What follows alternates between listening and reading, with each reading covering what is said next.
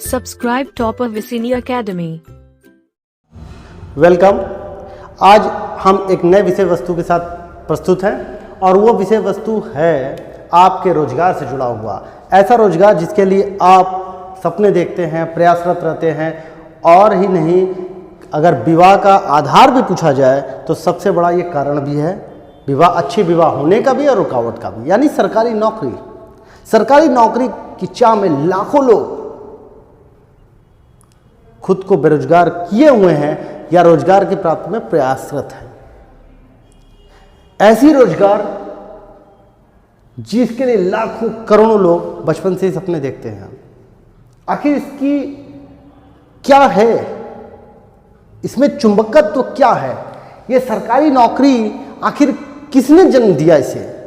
ऐसा आकर्षण यानी सिविल सेवा, नागरिक सेवा, लोगों के लिए सेवा, सरकारी नौकरी विश्व में प्रारंभ कहां से हुई? इसका जो वर्तमान स्वरूप है, क्या पहले ऐसा ही स्वरूप था या उसके परिवर्तन है? तो सबसे पहले अगर हम देखें, सरकारी विभाग में एक बड़ा महकमा होता है, उसके शीर्ष पे एक राजनीतिक प्रमुख होता है और ये राजनीतिक प्रमुख को सलाह देने के लिए उसके साथ साथ प्रशासनिक प्रमुख भी होते हैं। ये प्रशासनिक प्रमुख एक हायरार्की क्रम में ऊपर से नीचे तक होते हैं, जहां पर प्रत्येक क्रम में एक सरकारी सेवक होते हैं और उस सरकारी सेवक को ही सरकारी नौकरी के रूप में हम वर्णित करते हैं। सबसे बड़ी बात है, राजनीतिक प्रमुख का जो आधार होता है चयन का, वो इलेक्शन होता है और प्रशासनिक प्रमुख का जो आधार होता है वो सिलेक्शन होता है। यानी सरकारी नौकरी में आप जा रहे हैं तो आप सिलेक्शन के माध्यम से जा रहे हैं और ये इलेक्शन के माध्यम से जा रहे हैं। इनकी परीक्षा भी होती है। इलेक्शन कौन करा रहा है? इलेक्शन कमीशन करा रहा है। आपकी परीक्षा कौन करा रहा है? UPSC, state public service commission, SSC, bank की अन्य परीक्षाएं इत्यादि। अब देखने वाली बात यहां है कि ये अलग अलग बोर्ड तो हैं, इनको जिम्मेदारी दिया गया वर्तमान में परीक्षाओं का, लेकिन ये जो वर्तमान में प्रतियोगिता परीक्षा है, ये आपकी कैसी प्रतियोगिता परीक्षा है? योग्यता के आधार पे, योग्यता के आधार पे, योग्यता प्रणाली। यानी आप में दम है प्रतियोगिता परीक्षा में सम्मिलित होने का। आपको इंजीनियर बनना है, डॉक्टर बनना है, सिविल सेवक बनना है, पायलट बनना है, ट्रेन चलाना है, हवाई जहाज चलाना है, कुछ भी, तो आप में वो योग्यता होनी चाहिए। और आप देखते हैं कि जब फॉर्म निकलता है तो वहां लिखा रहता है योग्यता, और जब फाइनल सिलेक्शन हो जाता है तो ये ता हटकर सिर्फ योग्य हो जाता है, यानी योग्य व्यक्तियों की सूची।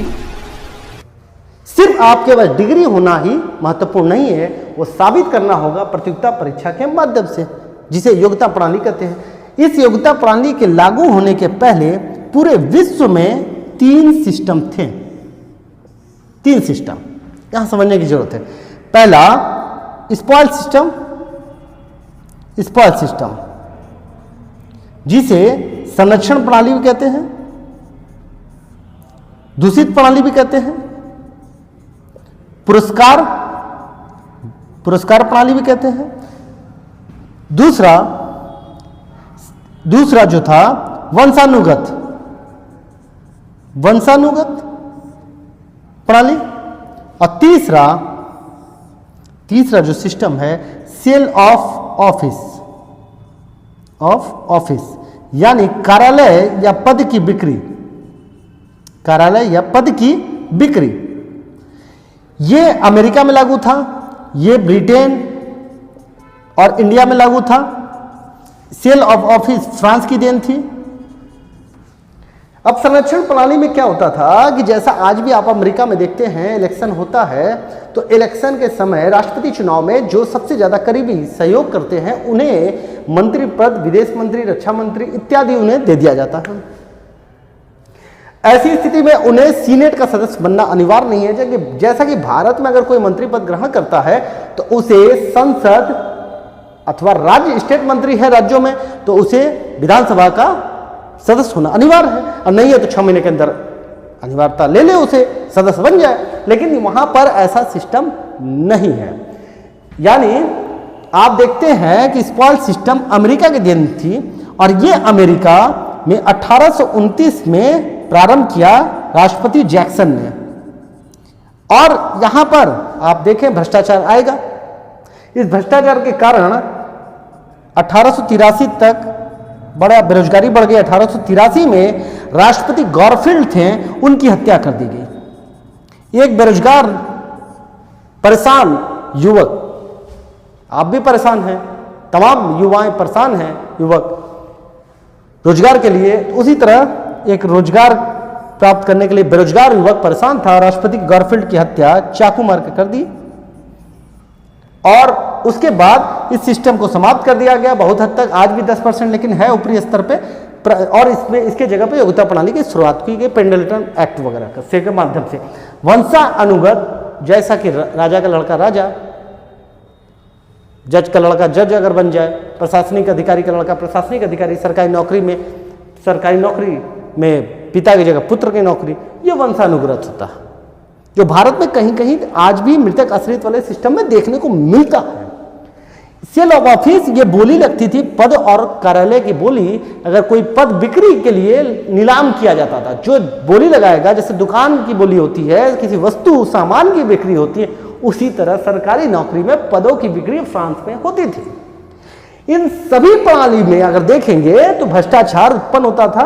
ऐसी स्थिति में योग्यता का कोई भी महत्व नहीं रह जाएगा। इसको रोकने के लिए योग्यता प्रणाली की पूरे विश्व में मांग की गई और आधुनिक समय में उसी प्रणाली को अपनाया गया है।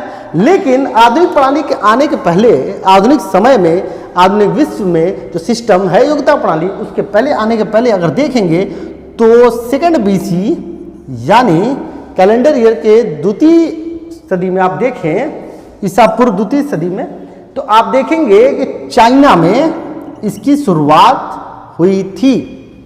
यानी चीन में भर्ती और चयन की प्रक्रिया योग्यता के आधार पर की गई। लेकिन आधुनिक समय में जो सिस्टम आपको देख रहे हैं, उस आधुनिक समय, वर्तमान समय में जो देख रहे हैं, वो प्रसा यानी पर्शियन साम्राज्य में आपको देखने को मिलेगा। पर्शियन साम्राज्य में देखने को मिलेगा। पर्शियन प्रसा जर्मनी का राज्य था। जर्मनी कैसा साम्राज्य भाई? जैसा आप देखते हैं रोम का साम्राज्य था, अकबर का अपना साम्राज्य था भारत में, इसी प्रकार से जर्मनी में प्रसा साम्राज्य स्थापित था। उसमें आपको ये योग्यता प्रणाली वाली सिस्टम प्रतियोगिता परीक्षा के माध्यम से देखने को मिलेगा। लेकिन अगर पूरे विश्व में देश के स्तर पे अगर देखें, देश पे, तो भारत में इसे लागू किया गया, जो कि ब्रिटेन में, यूके के माध्यम से, ब्रिटेन के माध्यम से भारत में लागू किया गया ब्रिटिश गवर्नमेंट द्वारा। और ब्रिटेन से भी पहले भारत में लागू हुआ। ये देखिए, ब्रिटेन सरकार ने भारत में लागू किया गया योग्यता प्रणाली के माध्यम से 1853 के चार्टर एक्ट के माध्यम से। 4 चार्टर एक्ट आए थे, 1793, 1813, 1833, 1853। तो इस चार्टर एक्ट के माध्यम से प्रतियोगिता परीक्षा, खुली प्रतियोगिता परीक्षा, बंद नहीं, यानी सबके लिए प्रतियोगिता परीक्षा आयोजित की गई। लेकिन इस प्रतियोगिता परीक्षा में कुछ कमियां थी। क्या कमियां थी? पहली बात, इंग्लैंड में प्रतियोगिता परीक्षा होगी, अंग्रेजी माध्यम में होगी, कम आयु वाले ही बैठ सकते हैं। जैसे आज 40-45 तक भी बच्चे बैठ रहे हैं। अब बच्चे कहिए, युवा कहिए या प्राण कहिए, सब उसी में बैठ रहे हैं। अपने आप को जान ही रहे, बेरोजगार संघ भी आजकल चलता है, पटना में, इलाहाबाद में, दिल्ली में, तमाम क्षेत्रों में बेरोजगारी संघ भी है। उस पर ना के विषय वस्तु पर अगर ध्यान दें तो भारत में 1853 में ये प्रारंभ हो गया था। अब 1853 में प्रारंभ हुआ तो इसकी मांग सुधार की होती रही, तो सुधार समय समय पर कुछ होता रहा, तो समय समय पर होता रहा। 1862 की प्रतियोगिता परीक्षा में उच्च कोटि के यानी बड़े स्तर की प्रतियोगिता परीक्षा, जिसको हम आईसीएस के नाम से जानते हैं, ICS, Indian civil services, ICS के नाम से जानते हैं, इसमें 1862 वाली प्रतियोगिता परीक्षा देने गए, जिसका 1863 में रिजल्ट आया। इसमें सत्येंद्रनाथ सत्येंद्रनाथ टैगोर पहले आईसीएस बनने का रिकॉर्ड बनाया। पहले भारतीय थे जो ब्रिटेन में परीक्षा देकर आए, 1863 में प्रतियोगिता परीक्षा में सम्मिलित होकर चयनित हुए और बॉम्बे प्रांत में उन्होंने सेवा दिया। अहमदाबाद में कलेक्टर वगैरह बने। सतारा में 1897 में वो रिटायर्ड हुए। इनकी कहानी थी, लेकिन सबसे बड़ी बात जो थी, सत्येंद्रनाथ टैगोर रिकॉर्ड बनाने वाले, इतिहास रचने वाले उन्हीं के भाई हैं जिन्होंने एक और इतिहास रचा है जिसको आप जानते हैं, रविन्द्रनाथ टैगोर, जो कि पहले भारतीय नोबेल प्राप्त करने वाले, साहित्य का नोबेल जो रविन्द्रनाथ टैगोर को मिला वो आप जानते हैं कि 1913 में मिला। 1913 में रविन्द्रनाथ टैगोर को मिला साहित्य का। और यही रविन्द्रनाथ टैगोर जानते हैं राष्ट्रगान वगैरह दिए, बांग्लादेश के भी राष्ट्रगान दिए इत्यादि। यानी दोनों भाइयों ने कमाल किया। इनके और भी भाई थे, रविन्द्रनाथ टैगोर ही 13वें पुत्र थे अपने माता पिता के, तो तमाम भाई बहन थे। लेकिन इन दोनों ने भारत का पहला सब कुछ किया। ठीक है, ये तो रही। उसके बाद अगर देखें तो आधुनिक प्रणाली की शुरुआत 1853 में हो गई थी और पहली प्रतियोगिता परीक्षा भारत में कब आयोजित हुई, अगर इसकी चर्चा करें तो भारत में चूंकि इंग्लैंड हर कोई जा नहीं सकता था और जाने में ही कितना समय लग जाता था, पानी वाले जहाज से जाना था। और आधुनिक समय में भारत में प्रतियोगिता परीक्षा ब्रिटिश गवर्नमेंट की देन है, लेकिन कब उन्होंने देन किया, 1922 में खुली प्रतियोगिता परीक्षा इलाहाबाद पहला सेंटर बना। इलाहाबाद पहला परीक्षा केंद्र था भारत का जहां प्रतियोगिता परीक्षा आयोजित हुई। इलाहाबाद आप जानते हैं प्राचीन उत्तर प्रदेश की राजधानी भी है। और यहां से आप देखें तो उच्च कोटि के उच्च स्तर की प्रतियोगिता परीक्षा के लिए 1926 में रासवरकर की अध्यक्षता में आयोग गठित किया गया। SCS नाम दिया गया ना। तो खुली प्रतियोगिता परीक्षा के लिए उच्च 1900 रासवाकर जी की अध्यक्षता में बने। ये जो आयोग के पहले चेयरपर्सन या चेयरमैन है, यही 26 जनवरी 1950 को क्या बन गया, UPSC यानी संघ लोक सेवा आयोग। वो संघ लोक सेवा आयोग जो आपके सपनों का आयोग है, जहां हर भारत के नागरिक इंटरव्यू देना चाहता है, इससे सिलेक्शन पाना चाहता है और इसको कह सकते हैं कि उच्च कोटि के भारतीय सिविल सेवकों की फैक्ट्री है, निर्माण करता है ये। ऐसी स्थिति में UPSC का गठन गणतंत्र जब देश हो गया 26 जनवरी 1950 को तब बना। उसके पहले आजादी के समय जब ब्रिटिश और भारत में समझौते हो रहे थे, सरदार वल्लभ भाई पटेल ने समझौता किया और अंग्रेजों के बीच में कि कैसे कैसे पैटर्न सुधरेगा, कैसे क्या होगा। तो ICS को इन्होंने IAS नाम दिया और IPS नाम दिया। सभी मुख्यमंत्रियों के सम्मेलन में ये नाम हो गया। अब इसीलिए इन्हें भारतीय प्रशासनिक सेवा के जनक के रूप में जाना जाता है। और जनक के रूप में अगर जानते हैं तो आधुनिक भारतीय प्रशासनिक सेवा, जिसको हम स्टील फ्रेम कहते हैं, सरदार वल्लभ भाई पटेल हैं। जबकि 1853 में अगर लागू हुआ तो फर्स्ट फादर कौन हुआ, कॉर्नवालिस। उस समय वही आपके क्या थे, कॉर्नवालिस, 1853 में। और ये कुछ इतिहास है।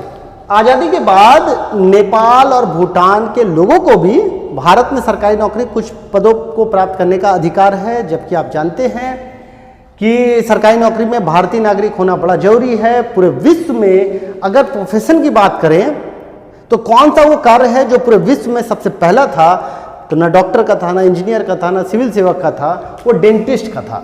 यानी दांत के डॉक्टर पहले पूरे विश्व में ये प्रोफेशन सबसे पहले स्टार्ट हुआ था, ये सबसे पहले हुआ था। तो इस प्रकार से सिविल सेवक की पूरी परिघटना इस प्रकार से प्रारंभ हुई और आपके सामने आधुनिक भर्ती प्रणाली प्रारंभ हुई है, जो कि योग्यता के आधार पर है। और इस प्रकार से हम कुछ नए विषय वस्तु के साथ फिर प्रस्तुत होंगे। तब तक के लिए धन्यवाद।